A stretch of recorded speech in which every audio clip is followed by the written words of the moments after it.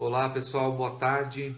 Boa tarde, César Campos, Denise, Ingrid, Jardel, Jefferson, Jéssica, João Costa, Marileia, Priscila, sejam todos bem-vindos ao sexto encontro do GIEMA SG, Grupo de Intercâmbio de Experiências em Assuntos do Meio Ambiente e Fatores ESG da ARACA Paraná, a Câmara Alemã no estado do Paraná. Como de costume, nós aguardaremos um minuto, no máximo um minuto e meio, até que as pessoas entrem em nossa sala de reuniões, para que assistam então a nossa palestra de hoje, tá bom?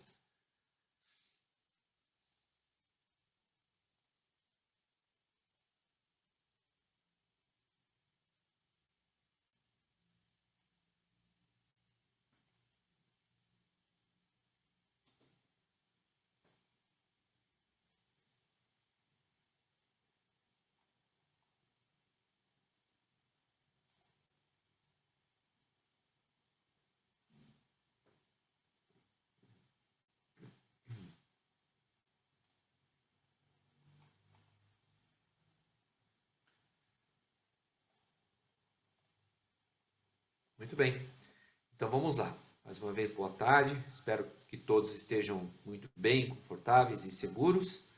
O tema que será abordado hoje no GIEMA SG é ESG, da sensibilização das lideranças à ação. E para abordar o tema, nós convidamos duas especialistas. A primeira é a Rúbia Elaine Moisa, especialista em gestão e engenharia ambiental, mestre em processos químicos e cofundadora e diretora de operação e processos do Instituto SER. E a nossa segunda convidada é a Silvia Elmore, jornalista, especialista em marketing, pós-graduada em responsabilidade social das organizações, com ênfase em diversidade e inclusão. Também é cofundadora e diretora de planejamento do Instituto SER. Como de costume, pedimos que todos fiquem muito à vontade para enviar perguntas. Para tanto, utilizem o ícone Q&A, Question and Answer, que se encontra na parte inferior da tela do Zoom. Ao final da apresentação, as palestrantes irão responder a cada uma das perguntas. Caso algumas perguntas não sejam respondidas dentro do tempo da palestra, então a Silvia e a Rúbia poderão responder posteriormente enviando a resposta por e-mail, tá bom? Bom, somos aqui agraciados com o patrocínio de algumas empresas e, para tanto, eu gostaria de nomeá-las e agradecê-las. Os patrocinadores másteres da Câmara no ano de 2022 são a Anderson Balão Advocacia, a Robert Bosch e o Grupo Servopa. Nosso muito obrigado a todas elas. Assim como agradecemos aos patrocinadores do GIEMA SG, que são a De Paola e Panassolo, Grupo Elis, a GEMU, Harbauer do Brasil, Lix Atones, LFCS Construtora e Roadmax Ambiental. O nosso sincero agradecimento a cada uma dessas empresas. E por fim, eu agradeço o apoio do Instituto SER, apoio este prestado para a realização deste webinário. Bom, prestados os agradecimentos, passadas as instruções práticas, eu passo a palavra agora à Cris Baluta, coordenadora do Grupo de Intercâmbio de Experiências em Meio Ambiente e conselheira da ARACA Paraná. Cris, é contigo. Muito obrigada, boa tarde a todos. Eu gostaria também de agradecer a todos os nossos patrocinadores masters, aos patrocinadores do nosso Grupo de Meio Ambiente, Social e Governança, né, a nossa pequena grande equipe da Câmara Brasil-Alemanha, a Marcela e o Augusto, e, obviamente, a engenheira Rubia Moisa e a jornalista Silva Elmore, que vão nos trazer um tema aí bastante caro, atual no momento, e que, de conceito, já se tornou um fato, né? A gente vai falar da questão da sensibilização até ações que as empresas e entidades, sejam elas indústrias educacionais ou varejo, tenham isso no radar, porque é uma situação que ou você faz ou você faz. Então, eu gostaria de passar a palavra para a Silvia, né? Gostaria de agradecer em especial ao Instituto SER, que é justamente o certificador que foi da Câmara Brasil-Alemanha, que nos certificou com o selo Propósito, justamente certificou o nosso grupo, que é o GIEMA, que é o grupo que a gente tem muito orgulho de coordenar já desde 2004, né, o Filho do Coração aí, e então eu fico muito feliz com tudo que está acontecendo e com todos. Então, Silvia, eu vou passar a palavra a você, fique à vontade, Rúbia também, e agora vamos começar o nosso evento, tá bom? Muito obrigada, até mais. Obrigada, Cris, obrigada, Augusto, obrigada pelo convite. E então vamos lá, vou compartilhar uma tela aqui para vocês, uma apresentação, e depois a gente vai bater um papo. Nós vamos dividir essa apresentação em 2 momentos. Vocês estão vendo a minha tela? Sim. Sim. Bom, rapidamente eu quero apresentar para vocês o Instituto SER. Então, nós somos a primeira certificadora de critérios ESG no Sul, né, para os estados do Paraná, Santa Catarina e Rio Grande do Sul. Nós somos signatários do Pacto Global e nós somos parceiros estratégicos do IASE, que é a Associação para a Economia Sustentável, que tem sede em Londres e ela tem o objetivo de promover os padrões globais para os critérios ESG. As nossas soluções, elas perpassam por certificações. Nós temos esta certificação que foi inclusive concedida para o GEMA, que a Cris mencionou, que é o selo Propósito ESG, que trata exatamente da sensibilização das lideranças. Nós fazemos referenciação aos ODS, consultorias nas verticais ambiental, social e governança, também certificações, e temos projetos de impacto dentro de economia circular, diversidade e inclusão, crédito de carbono e saúde mental de colaboradores. Bom, o tema da nossa conversa hoje é o papel das lideranças, né, na implantação dessa agenda ESG, e depois, no segundo momento, a Rúbia vai trazer uma trilha mais prática da implantação desses critérios. Bom, o ESG, como a Cris disse, já é um tema bastante que está recorrente agora, embora não seja novo, né? Ele foi cunhado em 2005. Eu não vou entrar muito no conceito do ESG, porque eu acredito que já está bastante difundido, mas a minha provocação hoje é exatamente trazer para vocês que não é uma moda passageira. Eu acho que isso precisa ser um ponto passivo. O ESG, ele é um movimento irreversível. Ele veio para ficar. E ele é um movimento que está em evolução. Na semana passada, inclusive, o Instituto Mackenzie divulgou um relatório que diz exatamente isso, que ele comprova que o ESG veio para ficar e que é crucial para a subsistência dos negócios.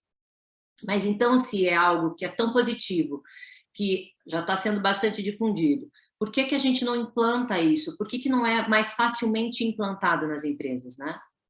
A gente ainda tem muitas críticas a respeito desse movimento, mas principalmente pelo desconhecimento do que significa o ESG.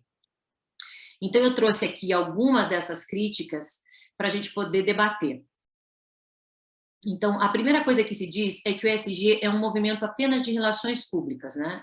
Que seria como um greenwashing, ou uma lavagem verde, ou então uma lavagem de propósito.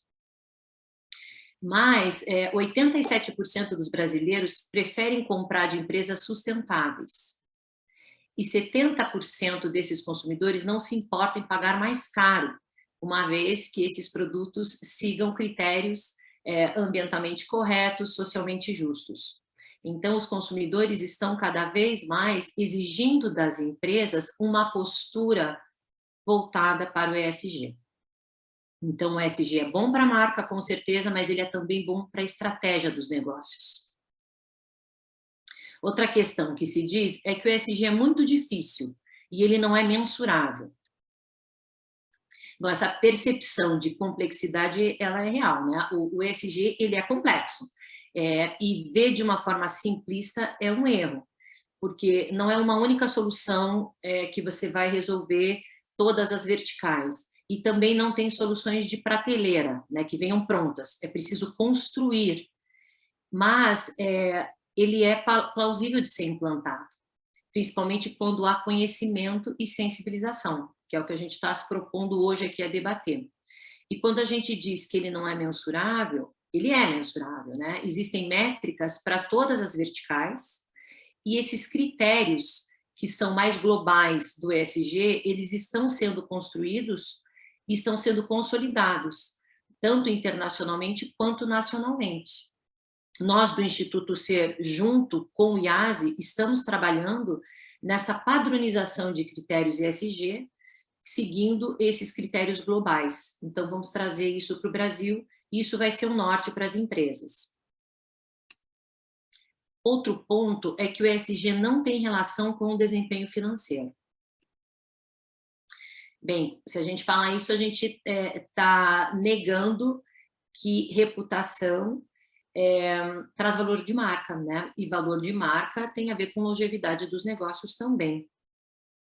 Além disso, tem uma questão que a gente vai ouvir falar muito, que se trata do employer branding, que é a conquista e retenção dos talentos.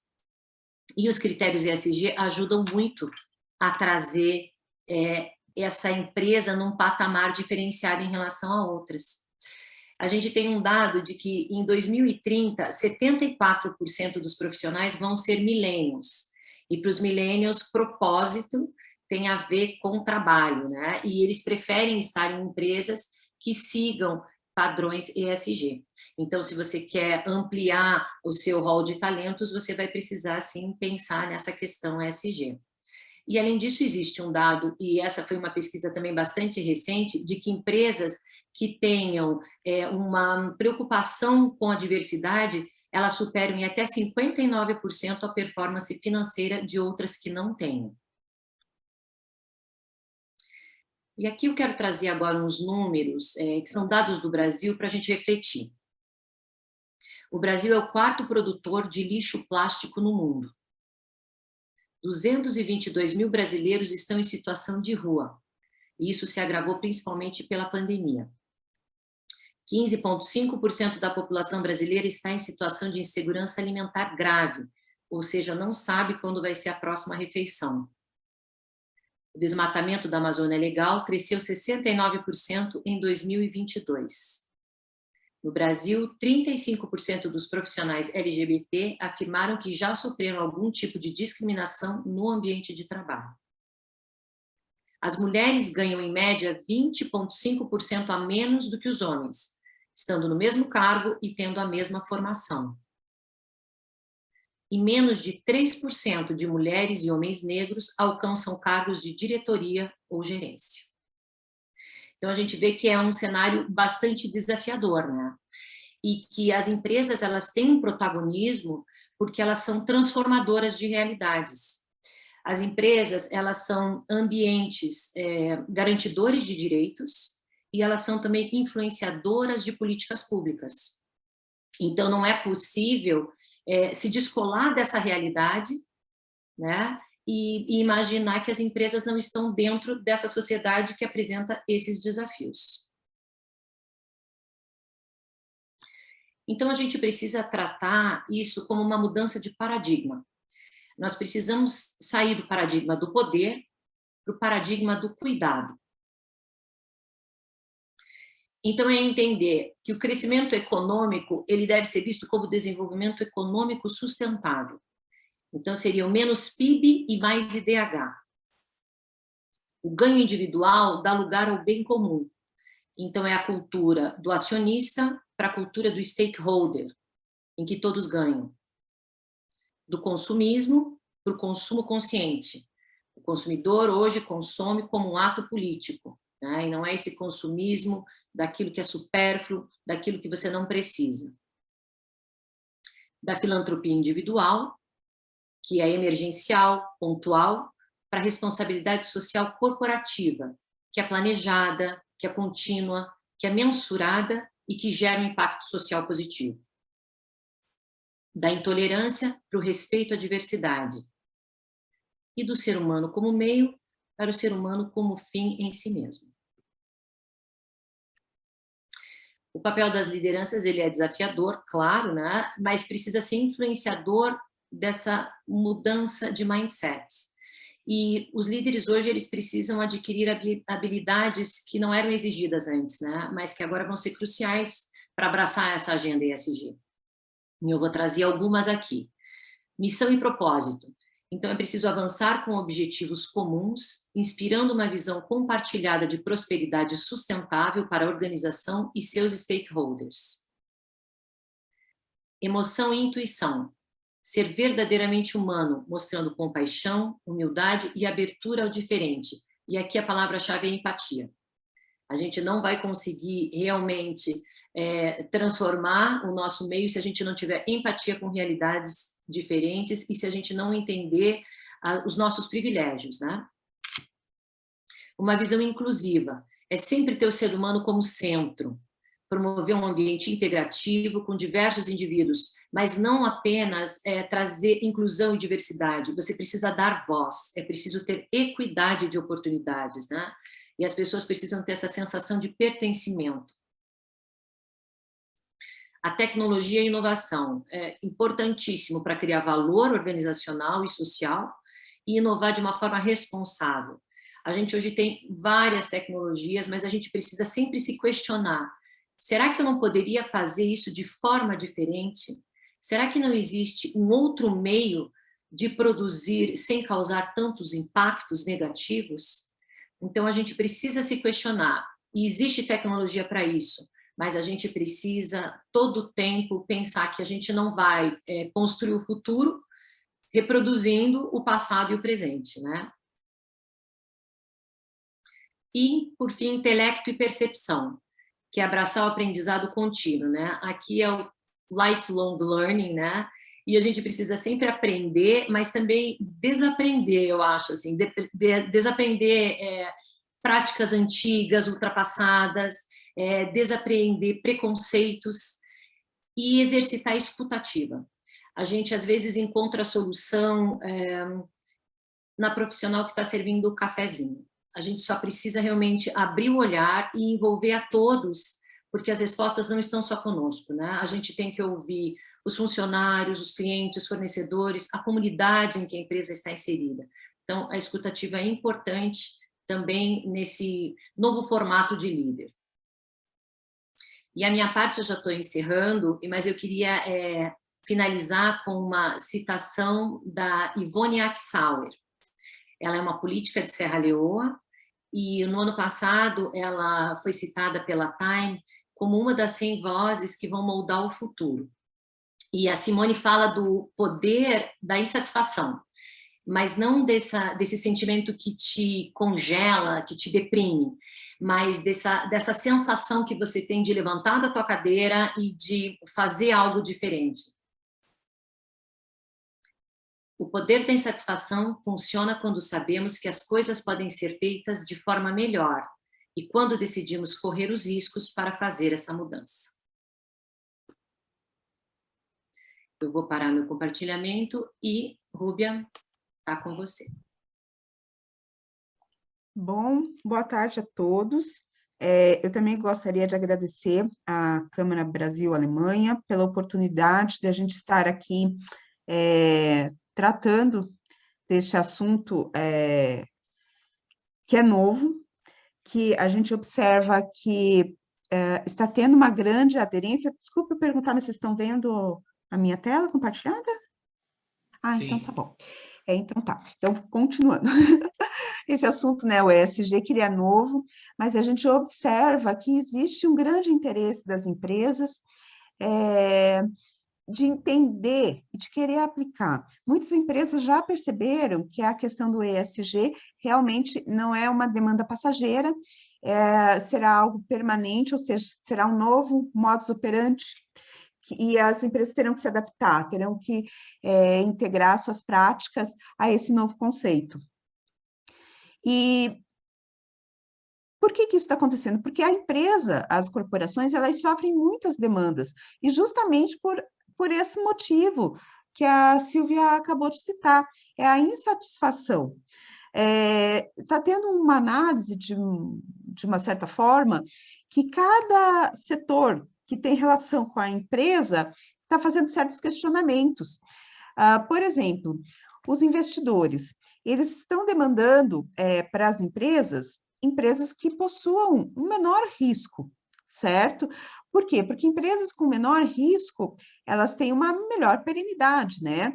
Então, uma empresa que tem um menor risco de se envolver num escândalo, né, de corrupção, ou sofrer uma multa ambiental, ou processos vários recorrentes, né, trabalhistas, ou então sofrer inclusive uma ação civil pública, né?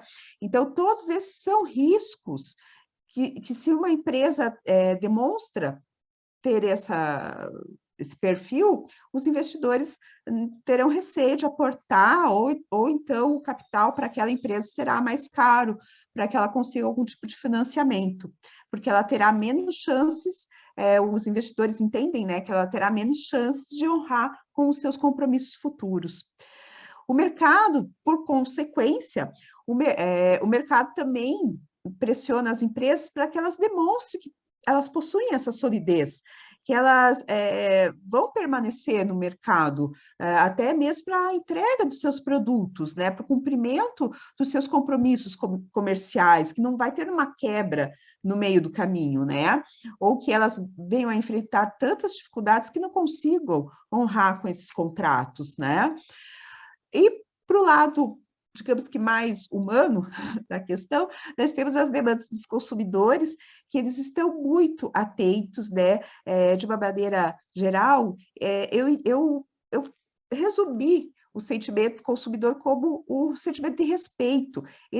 O consumidor, hoje em dia, ele está mais exigente no sentido que ele quer mais respeito, não somente na qualidade do produto que está sendo oferecido e com preço justo, mas também que aquela produção seja mais ambiental e socialmente adequada, mais respeitosa, não somente consigo mesmo, né, com os consumidores, mas também com todo o entorno que envolve a empresa, incluindo a cadeia de valor dessa empresa, né?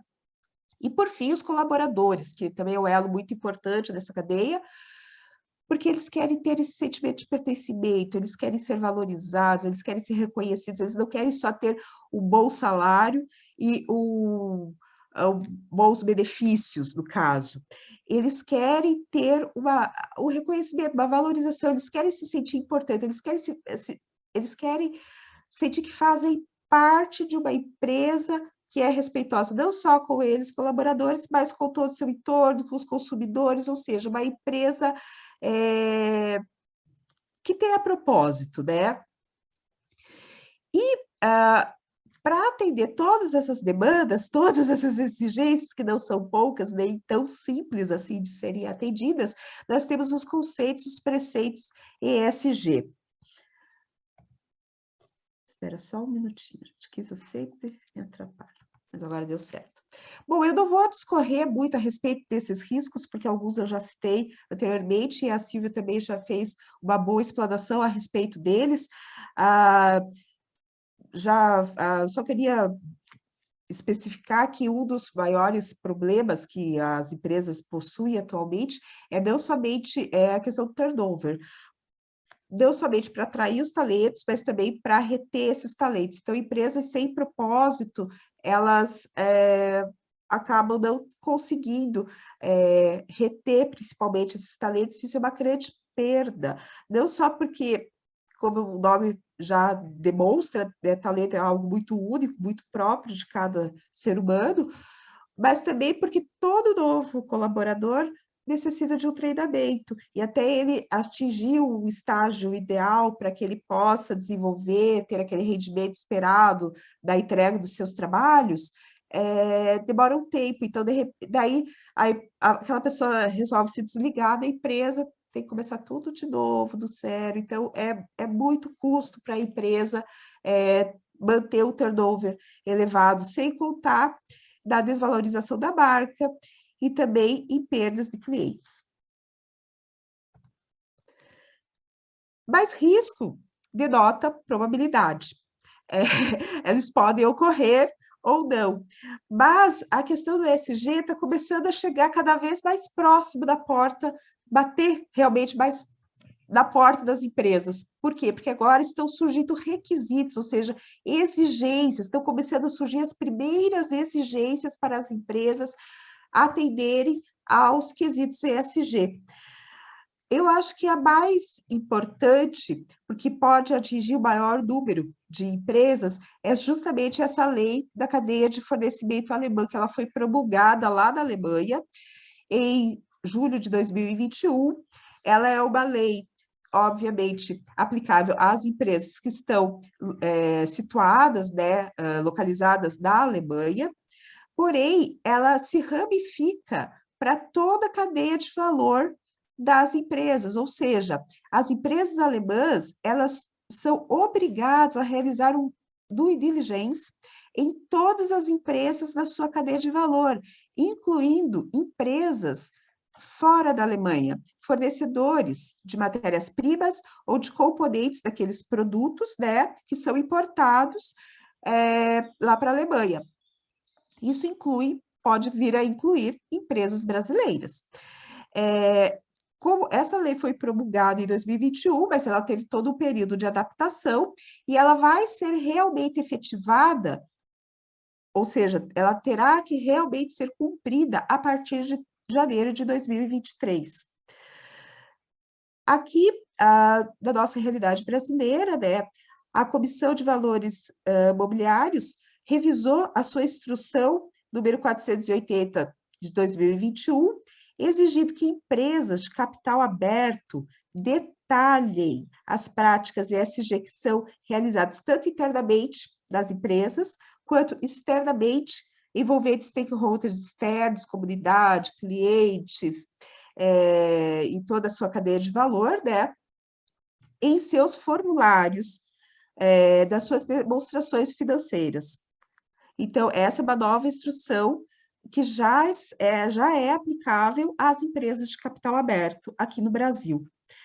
E também, seguindo essa esteira, né, das demonstrações financeiras, agora, recentemente, em fevereiro de 2022, o IFRS Foundation, que é uma organização que elabora normativas para a elaboração de demonstrações financeiras, e essas normativas são seguidas, inclusive, aqui por empresas brasileiras, ela já está elaborando drafts para incluir normas de divulgação de práticas ESG nessas demonstrações financeiras.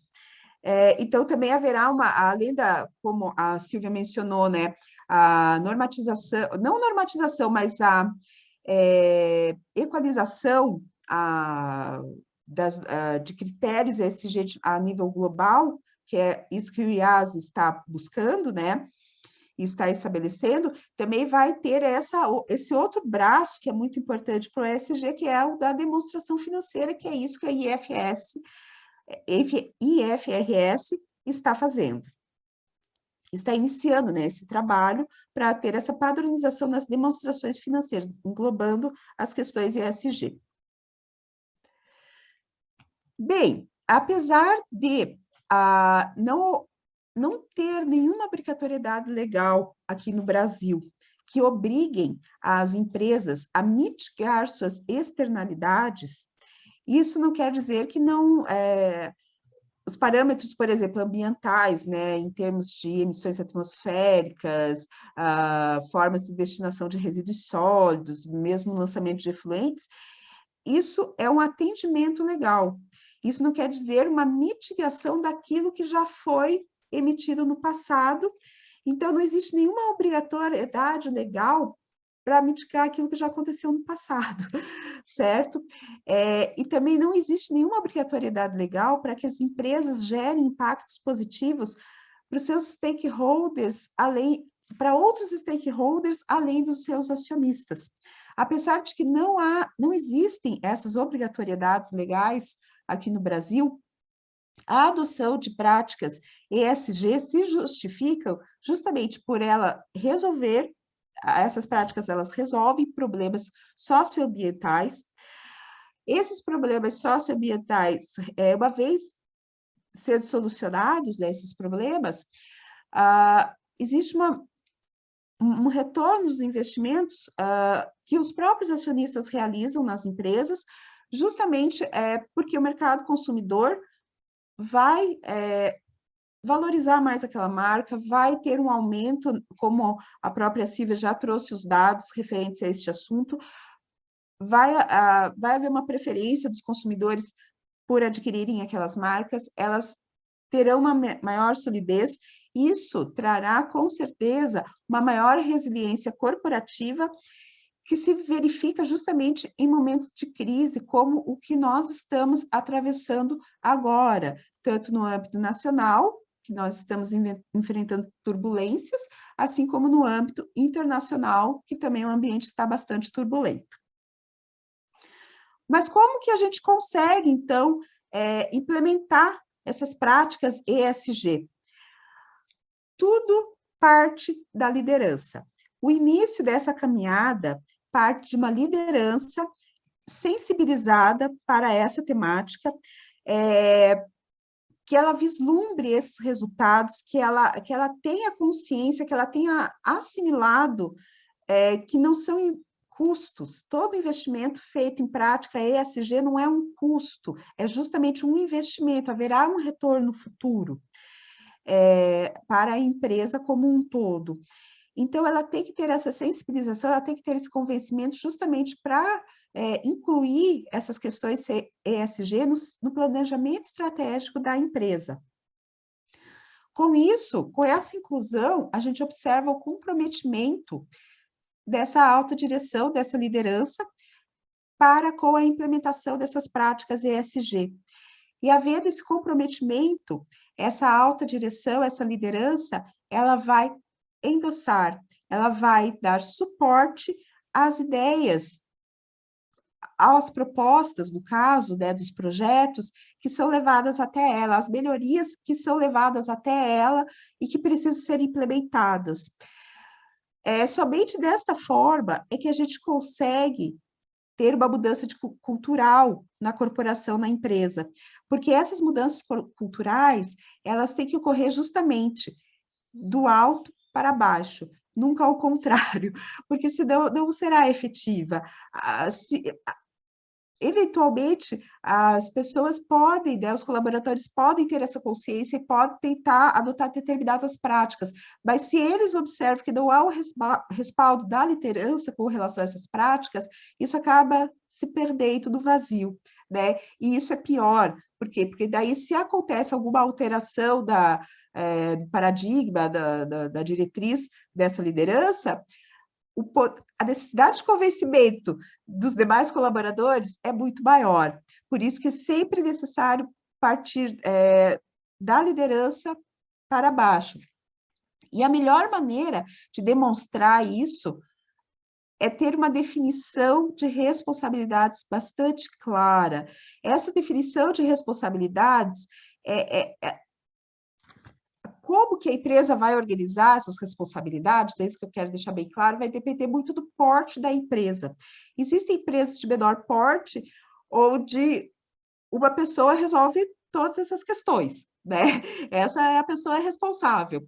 Mas tem empresas, né, com maior porte, onde existe a necessidade de se estabelecer um comitê.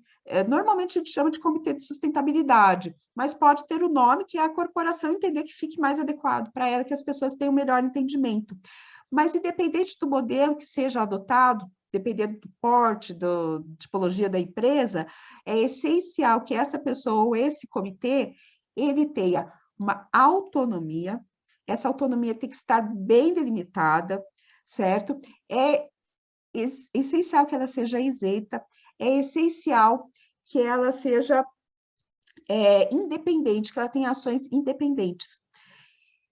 E que ela tenha essa autonomia, que essa autonomia seja respeitada, não somente pela liderança, como por quem ela vai delegar as ações, ou para quem ela vai, com os grupos onde ela vai implementar esses projetos e essas ações. Então, isso tem que ser reconhecido. É como se esse comitê tivesse um empoderamento, tá? Isso tem que ser muito, muito claro, muito forte, muito ressaltado. Uma vez estabelecido essa sensibilização da liderança, né, e essa definição dessas responsabilidades, nós partimos para a etapa do diagnóstico. É muito importante realizar essa etapa do diagnóstico, porque, pela nossa experiência, eu posso afirmar com segurança que muito, muito, mas muito dificilmente a gente vai encontrar uma empresa que realmente não tenha nenhuma prática, nenhum projeto, não esteja fazendo realmente nada que possa ser, que tenha essa característica de ser uma prática ESG. Porque uma coisa que eu acabei não mencionando no início é que o ESG ele se divide em 3 verticais, que é o meio ambiente, o environmental, né? O social e o governança. E a governança. E aí, do social, tem uma outra subdivisão, que é o social interno, né, que são os colaboradores, que é algo realmente voltado para os colaboradores da empresa, e o social externo, que é voltado para os stakeholders externos, daí envolve comunidade, envolve os consumidores, envolve também os acionistas, envolve toda a cadeia de valor e prestadores de serviço dessa empresa. Então, com toda essa gama, com todo esse universo, é muito difícil que não haja nenhuma prática da empresa que esteja relacionada a alguma dessas verticais. Então, é muito importante se fazer esse diagnóstico justamente para identificar quais são as práticas que já estão sendo realizadas, quais práticas estão sendo bem realizadas, ou seja, quais são os pontos fortes da empresa, e que essas práticas, no caso, devem ser, no mínimo, mantidas, ou se alguma delas existe uma possibilidade dela ser potencializada, né? Então, ser melhorada ainda. Assim como também a gente sabe, né, pela nossa experiência, por essa gama ser tão ampla, existem algumas questões que não, às vezes não são contempladas pela empresa, né? Ou não são contempladas de uma maneira adequada, que são os pontos de melhoria. Então, isso a gente tem que determinar também. Diferente de uma ISO, de uma norma ISO, o ESG não existe uma normatização. Então, esse diagnóstico ideal é que ele seja uma autoavaliação conduzida por mentores, né, mentores externos à empresa, e não que seja feita uma auditoria, como é muito usual com relação às normas da ISO. Por quê? Porque quando a gente faz uma auditoria, essa pessoa externa entra na empresa, faz uma avaliação e apresenta um resultado. Ou seja, é uma ação estática. A pessoa da empresa, a equipe, ela mantém a sua vida normal enquanto o auditor está ali trabalhando. E a ideia da autoavaliação é justamente fazer com que as equipes olhem para a empresa com perguntas guiadas, né? Elas façam essas perguntas e elas começam a pensar a respeito dos processos da empresa, a pensar a respeito da realidade da empresa para poder encontrar essas respostas. Isso causa, esse exercício, né, de questionamento que é feito pelas próprias equipes, dá um resultado mais ágil para a implantação das práticas ESG, porque ela provoca uma maior conscientização das equipes, elas vão assimilar melhor os conceitos ESG e elas vão conseguir identificar quais são os pontos que realmente precisam de ação e elas vão conseguir promover mudanças, né, melhorias mais efetivas nesses processos com a possibilidade de obtenção de resultados de uma maneira mais rápida. Porque não é uma ação estática, onde a pessoa já recebe uma resposta pronta. Ela que vai ter que construir, e no caso, essa resposta, e no caso, a assessoria vai trabalhar no auxílio dessa construção, como um mentor, né? Não vai mostrar algo, ó, é assim que se faz, ou para isso nós temos essa solução. Não existe esse pacote tão fechado como a Silvia bem já mencionou, que não existe uma solução de prateleira. Uma vez feito esse diagnóstico e sendo detectado quais são os pontos que precisam de melhoria, existe a necessidade de determinar prioridades, porque a gente sabe, né, a gente não é assim muito sonhadora. A gente tem uma idealização, mas a gente sabe que o mundo real ele tem certas limitações, e a principal limitação é justamente a questão de recursos, né? Não só recursos financeiros, mas recursos de mão de obra, de capacitação dessas pessoas, de infraestrutura, de tempo, todos esses recursos. Então, tudo isso é escasso para as empresas, né? Então, elas precisam no caso, investir esses recursos aonde ela realmente terá o melhor retorno. E para fazer essa priorização, nós temos que utilizar ferramentas de tomada de decisão que sejam objetivas, tá? A gente tem que sair do campo da subjetividade, a gente não pode tomar uma decisão de investimento baseado no nosso feeling. A gente precisa ter dados concretos. A gente indica, inclusive, que seja feita uma análise de materialidade desses projetos com base para verificar qual desses projetos, qual dessas ideias realmente vai agregar maior valor na reputação da empresa, na marca, né, no valor da marca da empresa e, logicamente, no retorno financeiro. A partir do momento que a gente consegue determinar de uma maneira objetiva qual, assim, e não só de um projeto específico, mas daí a gente tem uma priorização, a gente pode aplicar essa análise para vários projetos e daí realmente estabelecer uma escala de prioridades e daí investir naquele projeto que vai realmente trazer o melhor ganho para essas três vertentes, né, para esses três critérios de reputação, marca e retorno financeiro. Uma vez sendo determinado essa prioridade entre os projetos, para cada projeto específico, existe a necessidade de se estabelecer objetivos e metas. O que a gente quer ter como resultado daquele projeto e o quanto, qual é a quantificação desse resultado, como que a gente vai conseguir fazer isso. Bem, daí a gente chega nos indicadores, porque a gente tem que saber como mensurar, como fazer essa mensuração para saber se se a empresa está conseguindo, está indo para o caminho certo para atingir aquela meta determinada ou não, ou precisa ter alguma adequação da implementação desse projeto, que não havia sido previsto anteriormente. Como eu falei, da questão do ESG, nós temos 3 verticais. Nós temos a vertical do meio ambiente, da social, que se subdivide, né, da interna, referente aos colaboradores, e da externa, que daí engloba todos os stakeholders da corporação, e também da governança. Quando a gente fala de meio ambiente, estabelecer objetivos e metas e indicadores, é algo mais ou menos relativamente um pouco mais fácil, um pouco mais simples. Por quê? Porque a gente tem uma legislação ambiental bastante robusta e bastante objetiva. Então, fica mais fácil, a gente já tem mais parâmetros para definir esses objetivos e metas e indicadores. Mas quando a gente daí passa para o campo do social e para o campo da governança, esses indicadores não são tão óbvios, não são tão simples e às vezes eles precisam ser construídos. Por isso que a gente está passando esse passo a passo para as pessoas entenderem como que se constrói o indicador para um determinado projeto, principalmente na área social e na área de governança.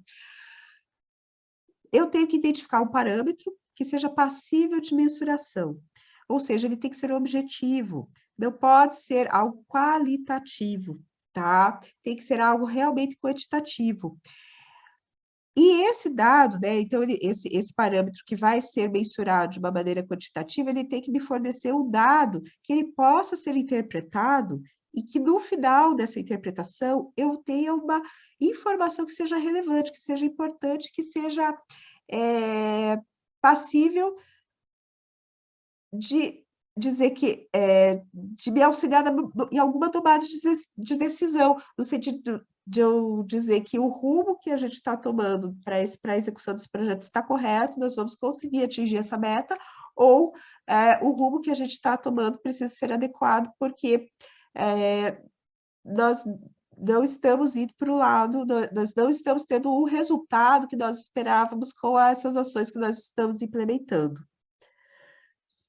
Por fim, já para encerrar a minha participação, eu não vou dar conselhos, porque se fosse bom a gente venderia, não daria. Então, eu vou dar 4 dicas que eu considero, né, nós aqui, né, do SER, nós consideramos que são dicas de ouro para a implementação de práticas ESG. A primeira, acho que já ficou meio bastante explícita na minha fala, que é, e também na fala da Silvia, que é temos que ter projetos para todas as verticais ESG. Não adianta uma empresa ser muito bem organizada na área ambiental e não ter nenhum projeto relacionado à área social. Não digo dos colaboradores, porque isso é difícil que não tenha também dos colaboradores internos, mas principalmente dos colaboradores externos, né, quer dizer, colaboradores externos, perdão, dos stakeholders externos, e também da governança. O que parece que às vezes é fácil, mas como as temáticas são um pouco distintas, e o ideal é que no comitê, quando a empresa já tiver um porte maior, o ideal é que no comitê de sustentabilidade ele seja multidisciplinar, então, às vezes essa governança não fica tão fácil de ser estabelecida, mas é necessário que haja projetos para todas as verticais do ESG. Uma questão que é muito importante: nós temos aqui no Brasil, como eu já mencionei, uma legislação ambiental bastante robusta, assim como temos uma legislação trabalhista também bastante robusta. Apenas cumprir a legislação, tanto ambiental quanto trabalhista, é apenas o passo inicial para a implementação de projetos ESG, ou seja, isso é o mínimo. Cumprir a lei não é mérito, é obrigação. Então, não se pode tomar como práticas que a empresa tem um bom desempenho em práticas ESG, dizendo que ela apenas cumpre a legislação que lhe é aplicável. A gente, para se ter um bom desempenho nessa questão do ESG, é necessário ir além da legislação. É necessário fazer um planejamento, por exemplo, de questões relacionadas à compensação de carbono, reuso de água, dos efluentes, ou então de captação de águas pluviais, atrelar a questão dos resíduos com algum trabalho já de caráter social, inclusivo, de comunidades, mesmo na questão dos colaboradores, ter projetos afirmativos de inclusão de grupos mais vulneráveis ou que sofrem maior discriminação. Então, são questões necessárias, tem que se começar a pensar além da legislação para que se tenha um bom desempenho nas questões ESG. Como a Silvia já mencionou, mas eu vou reforçar a ideia aqui, filantropia não pode ser considerada como uma ação social de impacto. É uma ação necessária, muito necessária. Agora, no momento atual que vivemos, mais do que necessária. Porém, ela é uma ação emergencial, ela atende uma necessidade daquele momento, daquele indivíduo que está passando uma necessidade extrema. Mas a partir do momento que essa ação se encerra, a necessidade retorna automaticamente. Nada é assimilado por aquela empresa, por aquela pessoa, nada é absorvido. Ela não, com aquilo, ela não tem capacidade de adquirir algum tipo de habilidade ou alguma ação, ela não pode executar alguma ação que realmente vá mudar a sua vida de uma maneira significativa. Uma ação social de impacto é aquela que resulta em algo que seja realmente assimilado, que seja absorvido, que não seja perdido ao longo do tempo por aquelas pessoas que são impactadas, né, que recebem essa ação. Então, somente desta forma é que elas vão ter condição de alterar a sua vida, a sua trajetória e realmente buscar uma melhoria para essa vida. Por isso que uma ação de filantropia ela deve ser realizada? Sim, ela deve ser realizada, mas também não, assim como cumprir legislação não pode ser considerado como uma ação de grande pontuação, digamos assim, para os critérios ESG, a filantropia por si só, única e exclusivamente, única ação social, também não pode ser considerada desta forma. E, por fim, tem que se cuidar muito. Isso, como é um assunto que está na moda, né, digamos assim, está sendo muito comentado, muito falado, essa questão do ESG, existem profissionais muito bem preparados, né, capazes de prestar essa assessoria para as empresas, assim como, gente, tem muitos profissionais que acham que, né, opa, chegou o meu momento, quero surfar dessa onda aí, vamos ver aqui, onde é que nós vamos parar. Então, tem que se tomar muito cuidado para ver qual assessoria que está sendo prestada para a empresa, para a corporação, principalmente se cuidando com os critérios ESG que estão sendo empregados, se existe algum respaldo internacional, porque a gente tem que tomar esse cuidado, por quê? Porque não existe uma norma, né? Então, fica um campo muito aberto. Por isso que precisa ter um respaldo internacional para ver quais são as práticas que estão sendo adotadas em outras economias, em outros países, e que estão tendo um resultado positivo, para que não se faça realmente um investimento que não resulte, que não dê o resultado esperado para a empresa.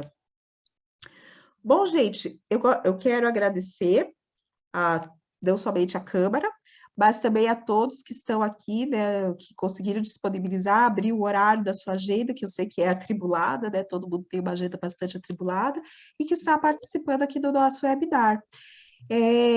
Eu me coloco à disposição, eu e a Silvia estamos aqui abertas para comentários, perguntas. Eu gostaria a partir do momento que eu acho que você vai descompartilhar a tela, né? Ah, sim. Eu tenho, assim como premissa na minha vida, que mensalmente eu tenho uma frase que me guia, né? A minha frase do mês de agosto é: para onde caminha o mundo, caminham os negócios, né? Para onde caminha o mundo, tá claro, são as questões ESG. Agora, para onde caminham os negócios é como essa questão ESG deve ser aplicada dentro da nossa vida profissional, né?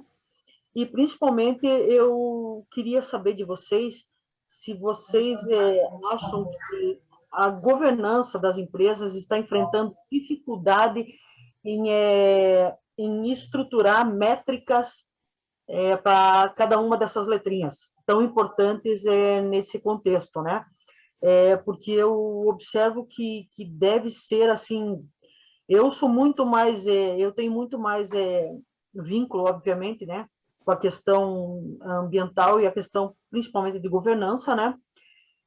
Mas eu observo que os nossos líderes devem estar enfrentando essa dificuldade, né, de métricas estruturadas. Então, gostaria de saber se vocês, qual é a opinião de vocês, se está todo mundo caminhando, se isso virou um assunto do dia a dia, isso além de um assunto do dia a dia, se isso está tendo a devida, estão aplicando os devidos critérios, como que eu posso entender em que nível da escala ESG encontra-se a minha empresa, a minha entidade, seja ela educacional, por exemplo, posso dar exemplo, a Câmara Brasil-Alemanha, ou a educacional, né? Então, eu não sei qual das duas poderia me responder nesse sentido, né? Vocês decidam. Para mim, então, obrigada. Bom, eu gostaria de falar com relação à questão das métricas, né? Realmente, a gente observa que existe uma dificuldade das equipes de encontrar essas métricas, né? De como decidir o que deve ser feito, né? E que realmente vá trazer algum resultado que seja, como você falou, mensurado, quantitativo. Por isso que a gente mencionou essa questão da necessidade no momento, antes, o ideal é que antes de se implementar um projeto, se faça essa análise de materialidade. Por quê? Porque essa é uma ferramenta que ela é objetiva, tá? Ela traz a objetividade para essas questões subjetivas, então não fica daquela... a gente sai daquela tomada de decisão, eu acho que vai ser melhor desta forma, eu acredito que nós teremos um melhor resultado. Na minha percepção, eu sinto que não é sentir, certo? Aqui a gente está falando de alguma coisa que é objetiva, porque eu vou investir não somente dinheiro, mas eu vou investir também o tempo dos colaboradores. Eu vou contratar, eventualmente, um terceirizado para executar uma atividade. Então, isso tem que estar bem delimitado, aonde que eu vou empregar esses recursos. Então, por isso que tem que se ter essa análise de materialidade, para que a gente consiga verificar, isso é possível através dessa ferramenta, qual que é o projeto que vai trazer maior ganho da reputação, do valor da marca, e também vai trazer maior retorno financeiro para a empresa. Com relação às questões sociais, também é possível se ver qual que vai ser o retorno financeiro, principalmente quando a gente pensa nos stakeholders externos. Existe uma metodologia chamada SROI, que pode ser empregada para verificar quanto que se tem de retorno realmente financeiro para todo investimento que é feito em uma ação social, certo? Já de caráter, e ação social que eu digo, stakeholders externos, e isso também pode ser feito para os colaboradores quando a gente trabalha com políticas afirmativas, com projetos afirmativos, né, de inclusão de gênero, inclusão de raça, isso também pode ser mensurado. Silvia, por favor, gostaria de complementar? Eu queria complementar, porque essa tua percepção, Cris, ela é a percepção, eu acho que da maioria, né, das empresas, porque hoje 87% das empresas não mensura resultados dos seus projetos em ESG. Talvez porque não saibam da complexidade ou porque não entendem que existe uma trilha a ser seguida. Hoje o que a gente encontra é o projeto de estimação do principal acionista, né? Então, ele tem uma afinidade pessoal em determinada área, ele tem uma percepção que é muito pessoal, então ele diz, vamos investir aqui. Pode ser em qualquer das verticais, mas aí ele não faz essa mensuração do impacto desse projeto e nem dos resultados para a marca, para a reputação e muito menos financeiros. Então, eu acho que isso é um ponto importante de ser mencionado, porque a gente não vai conseguir unificar ou uniformizar os critérios ESG se a gente não começar a entendê-los como algo que, sim, é mensurável e precisa ser, né? Não, eu agradeço, meninas. Eu acho que o Augusto, agora eu vou passar para o Augusto, que aí ele pode verificar alguns questionamentos, né? Augusto? Muito bem. A pergunta que você trouxe no primeiro momento, Cris, foi bastante ampla e eu tentei acompanhar aqui, comparando com as perguntas que já tinham sido feitas. Eu vou puxar uma que está direcionada à Silvia.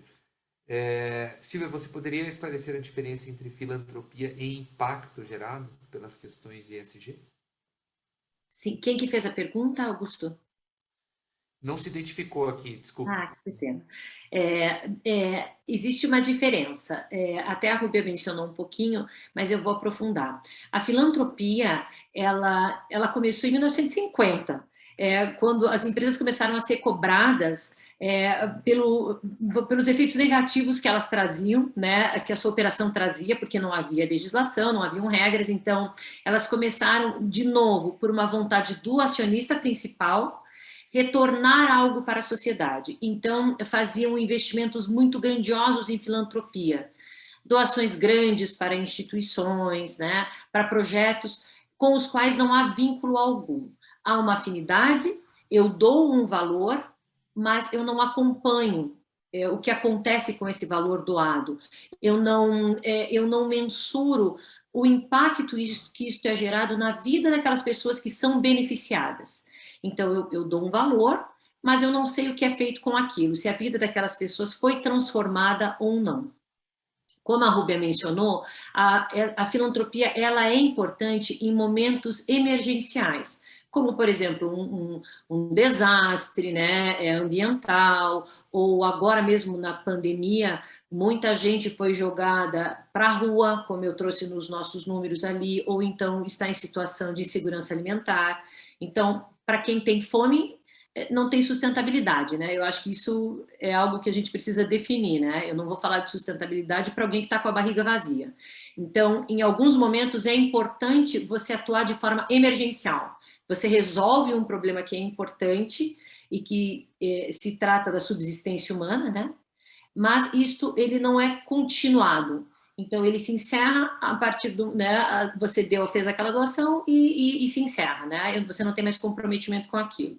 Quando você pensa em investir num projeto de impacto social, você tem um planejamento, você tem um começo, um meio e um fim, uma finalidade definida, um indicador a ser mensurado. Então, que traga uma melhoria para aquela pessoa sempre em situação de vulnerabilidade, porque um projeto social visa melhorar a vida e a situação de pessoas em vulnerabilidade, né?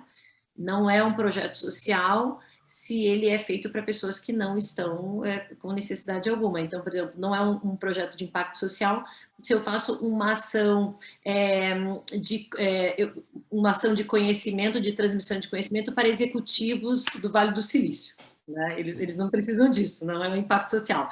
Então, o público precisa sempre estar em situação de vulnerabilidade, tá?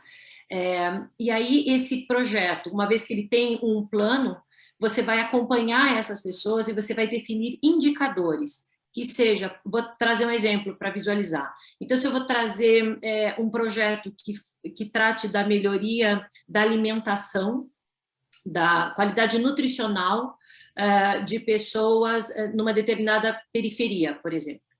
Então, eu posso trazer educação, eu posso trazer cursos, eu posso ensinar a cozinhar, aproveitar as cascas, enfim, mas eu tenho que mensurar se os índices glicêmicos melhoraram, se a obesidade diminuiu, então eu preciso acompanhar. E eu também preciso ver se o entorno foi modificado, se as famílias daquelas pessoas impactadas também aprenderam algo, também mudaram seus hábitos alimentares. Não sei se eu consegui ilustrar bem, mas quando a gente fala do impacto, ele é realmente mais amplo, ele reverbera e ele transforma a vida de pessoas em vulnerabilidade. Perfeito. Temos mais uma pergunta, nosso tempo já está se encerrando, né? São 5h02, eu vou ler mais uma pergunta para a Rúbia agora. Rúbia, rapidamente, você poderia fazer um esclarecimento entre as normas ISO e as questões ESG? Elas se conversam, se complementam? Bom, na realidade, é outra forma de raciocínio. A norma ISO, ela foi um primeiro passo, digamos assim, para fazer uma organização para as empresas, né, para realmente realizar, estabelecer os procedimentos de como determinadas ações, processos industriais devem ser realizados para que determinados resultados, principalmente de qualidade do produto, sejam atingidas na questão ambiental, para que as premissas, né, sejam atingidas, para que não ocorram um maior nível de poluição, tanto atmosférico quanto das águas e também do solo, por conta dos resíduos sólidos. Porém, é uma coisa muito, por ter, inclusive, essas normas, é algo realmente muito padronizado, eu diria até engessado, que não permite, que é um modelo que eu não digo que ele deva ser abandonado, porque essa organização, essa padronização é muito válida, porém, ele não está mais atendendo às necessidades que nós estamos tendo.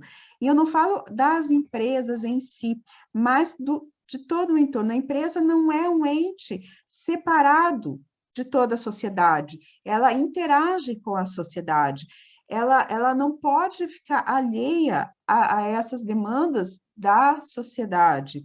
Essas demandas estão chegando cada vez mais para as empresas. Então, só a execução daquilo que preconiza as normas ISO não atendem a essas necessidades, porque elas são muito mais amplas, e essas necessidades, elas não são únicas, elas também mudam. Então, as empresas precisam ter essa flexibilidade, essa adaptação. Por isso, surgiram esses critérios, né, o ESG, justamente, e também por esse motivo que não existe exatamente uma padronização do que a empresa deve realizar, as ações que ela deve realizar, não existem quesitos a serem cumpridos, como existe numa norma ISO, se eu cumprir esse quesito 4.1, 4.2, 4.3 que tem nas normas, eu serei certificado. E se eu manter o cumprimento desses quesitos, eu vou manter essa certificação. Não existe essa questão, certo? Por quê? Porque são demandas muito específicas, depende da onde que da tipologia da empresa, onde que ela está inserida, no meio em que ela está inserida. Então, por isso que não tem como dizer que quem tem ISO, tanto 9 quanto 14.000, automaticamente vai ter um bom desempenho nos critérios ESG, certo? Não necessariamente. Esse paralelo a gente não tem como traçar e não temos como afirmar essa questão. Lógico que uma empresa que já é certificada, tanto com a ISO 9.000 quanto com a ISO 14.000, ela já possui uma padronização nos seus processos, ela já tem uma certa organização que pode facilitar a implementação dessas práticas ESG, mas isso não quer dizer que ela já esteja num nível adequado na execução dessas práticas. Eu fui breve por causa do tempo, Augusto. Sim. Surgiu uma última pergunta e a pessoa ainda está presente, é da Alessandra Krasovski. Ela fala sobre os modelos e relatórios existentes. Vale a pena preenchê-los para saber em que nível estamos, como autoavaliação? Quem que Não, responde? com certeza. Bom, eu já fui falando, desculpe. Eu acredito que é bastante válido.